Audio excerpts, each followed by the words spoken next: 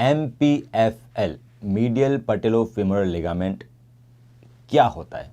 तो दोस्तों MPFL हमारे नी में एक लिगामेंट होता है जो हमारे पटेला मतलब जो फीमर के ऊपर वाली जो छोटी वाली बोन होती है पटेला नी कैप जिसे बोलते हैं उसको फीमर से जोड़ता है।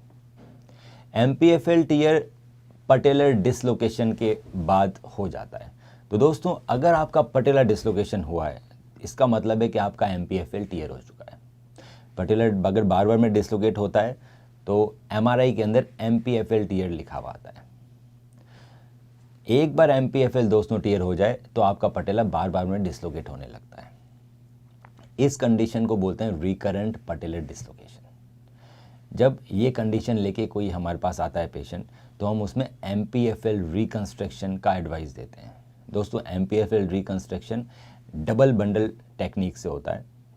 इसके अंदर आपके ग्रेसिलिस के टेंडन जो कि एक हैमस्ट्रिंग मसल का पतला वाला टेंडन है उसको हार्वेस्ट किया जाता है। उस टेंडन की मदद से हम डबल बंडल MPFL रिकंस्ट्रक्शन करते हैं।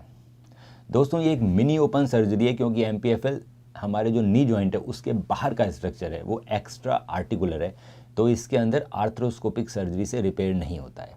इसको बिल्कुल छोटा इंसिजन देके मिनी ओपन तरीके से रिपेयर किया जाता है और रिपेयर के साथ साथ इसमें फाइबर टेप इंटरनल ब्रेसिंग भी की जाती है। तो दोस्तों जब हम MPFL reconstruction double bundle with fibre tape internal bracing करते हैं इसकी वजह से आप दोबारा गेम के अंदर 3 मंथ्स में जा सकते हैं। साथ में इस रिकंस्ट्रक्शन के अंदर छोटे छोटे एंकर्स लगते हैं और एक स्क्रू लगता है जो कि पीक मटेरियल का बना होता है। दोस्तों पीक मटेरियल एक कैल्शियम लाइक मटेरियल होता है जो कि घुलता नहीं है, वो आपके बोन में कन्वर्ट हो जाता है। तो इसके अंदर सर्जरी के बाद एक्सरे में कुछ दिखाई नहीं देता और जो भी मटेरियल हम लगाते हैं अंदर वो सब बोन में कन्वर्ट हो जाता है और बिल्कुल वैसे ही नॉर्मल हो जाते हैं जैसे पहले थे और इस सर्जरी के बाद आपका पटेला बार बार में डिसलोकेट भी नहीं होता है। तो दोस्तों MPFL टीयर के अंदर जो सबसे बेस्ट टेक्निक है वो है double bundle MPFL reconstruction with fibre tape internal bracing.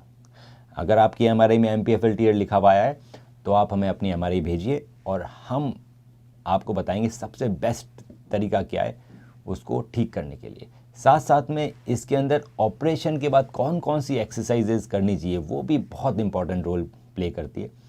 तो सर्जरी के बाद हम बहुत डिटेल में एक्सरसाइज शेड्यूल पेशेंट का बनाते हैं ताकि वो जल्दी बैक टू गेम जा सके। दोस्तों अगर आपको हमारे ये वीडियोस पसंद आ रहे हैं तो ज़रूर वीडियो को लाइक कीजिए और चैनल को सब्सक्राइब कीजिए ताकि हम इसी तरह के इंफॉर्मेटिव वीडियोस आपके लिए बनाते रहें।